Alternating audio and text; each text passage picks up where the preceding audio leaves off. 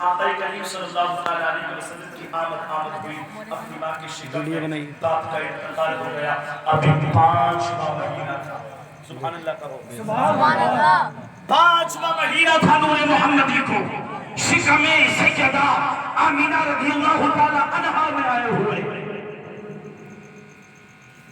عرب کے بڑے بڑے سردار، بڑے بڑے حاکم، بڑے بڑے چودھری، بڑے بڑے زمیندار، بڑے بڑے بات والے اللہ پر اکٹھا ہوئے، میٹنگ ہوئی، بڑے بڑے سرداروں کو، ہر قبیلے ہر خاندان سے بڑے سردار کو بلایا گیا، جن کی مونچھوں پر چراغ جلا کرتے تھے، مطلب مفہوم تھا، جن کی بات مانی جاتی تھی، جن کو اونچی جگہ پر بٹھایا جاتا تھا۔ بڑے بڑے چودھری، بڑے بڑے سردار، بڑی بڑی بات والے اکٹھا ہوئے، اور اکٹھا ہونے کے بعد کہاں پہنچے؟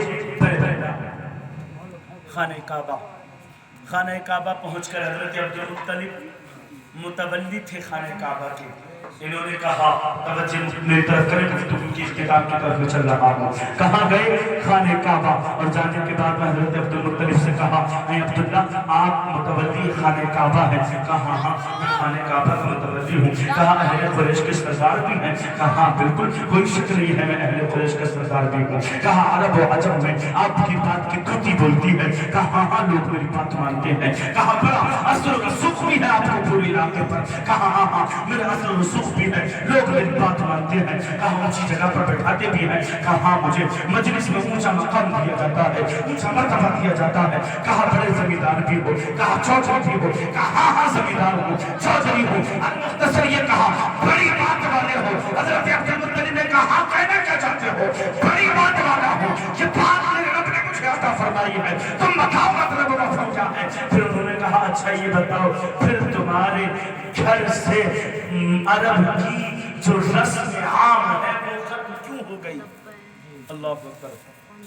جو رواج عرب ہے، جو عرب کا رواج ہے، جو عرب کا دستور ہے، جو عرب کی نظم ہے، جو عرب کی ترتیب ہے، وہ تمہارے گھر سے کیوں ٹوٹ گئی، کیوں ختم ہو گئی؟ حضرت عبدالمطلب نے کہا صحیح صحیح جملوں میں کہو، سیدھے الفاظ بیان کرو، کہنا کیا چاہتے ہو؟ تو انہوں نے کہا اچھا عبدالمطلب بتاؤ تو ذرا، اگر عرب میں ہمارے عرب کے اندر کسی عورت کا شوہر فوت ہو جاتا ہے، کسی عورت کا خاوند مر جاتا ہے، کسی بیوی کے شوہر کو موت آ جاتی ہے اور وہ لوگ میں اجل بن جاتا ہے، اس بے وفا دنیا کو الوداع کر اس دل سے کوش کر دیتا ہے، اللہ اکبر عبدالمطلب بتاؤ وہ عورت کیا کرتی ہے، اس کے لیے کیا حکم ہے، اس کے لیے کون سے احکام ہم نافذ کرتے ہیں؟ تو حضرت عبدالمطلب نے کہا ہاں ہاں میں بتاتا ہوں، اگر کسی عورت کا شوہر فوت ہو جائے، انتقال کر جائے، اس کے ہاتھ کو چھوڑ دے، اس سے دوری اختیار کر دے، فراق اس کا ہو جائے یعنی جدائی ہو جائے، تو اگر عورت کا شوہر مر گیا ہے تو اس عورت پر ہمارے عرب کے دستور کے مطابق، ہمارے عرب کے رواج کے مطابق، ہمارے عرب کی رسم کے مطابق اس عورت پر 1 سال تک لازم ہے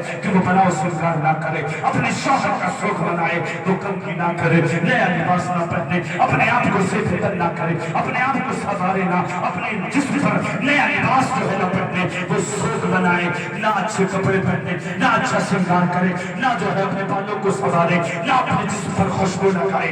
جب رب سے خوشبو آیا ہے تو عرب کے سردار چیخ پڑے اور کہا عبدالمطلب اب خاموش ہو جاؤ، بات یہی تک ہونی تھی، کہا کہنے کے چاہتے ہو؟ تو کہا تمہاری زبانی ابھی ہم نے سنا ہے، تم کہہ رہے تھے اگر کسی عورت کا شوہر فوت ہو جائے 1 سال تک دستور عرب کے مطابق اس پر سوگ منانا فرض لازم ہے، لازم و ضروری ہے، فرض واجب ہے، لیکن ذرا بتاؤ سوگ میں خوشبو آتی ہے نہیں آتی ہے؟ عبدالمطلب نے کہا ہاں خوشبو نہیں لگائے گی۔ کہا پھر ذرا بتاؤ تمہارے گھر کی بہو، تمہارے بیٹے کی زوجہ، عبداللہ کی بیوی، اللہ اکبر تیرے گھر کی بہو آمینہ وہ خوشبو کیوں لگاتی ہے؟ کیا اسے تیرے بیٹے سے پیار نہیں تھا؟ اللہ اکبر کیا وہ تمہارے بیٹے سے محبت نہیں کرتی تھی؟ جب عبدالمطلب نے یہ سنا اللہ اکبر ہکا پکا رہ گئے، آنکھیں سرخ ہو گئی، چہرہ سرد برزل پڑ گیا، جسم سرد پڑ جاتا ہے اور کہتے کیسی بات کرتے ہو؟ ارے میری بیٹی آمینہ ایسی نہیں ہے۔ کہا ہم نہیں کرتے، عرب کی عورتیں کہتی ہیں آمینہ جب حضور آمینہ سے نکلتی ہے اللہ اکبر تو اس کے جسم سے ایسی خوشبو مہکتی ہے، اللہ اکبر کے عرب کے بڑے بڑے سرداروں کے خونوں میں ایسی خوشبو نہ دیکھی گئی، بڑے بڑے عرب کے بڑے بڑے سرداروں، بڑے بڑے زمینداروں، بڑے بڑے چودھریوں کے گھر میں ایسی خوشبو محسوس نہیں کی ہے جیسے خوشبو تیری بیٹے کی بیوی آمنہ۔ اللہ اکبر۔ جب یہ جملے حضرت عبدالمطلب نے سنے ہیں ہوش باختہ ہو گئے، لہجے میں ہڑکڑاہٹ پیدا ہو گئی۔ بڑے طاقتور اور بڑی ہمت والی ذات کا نام ہے عبدالمطلب۔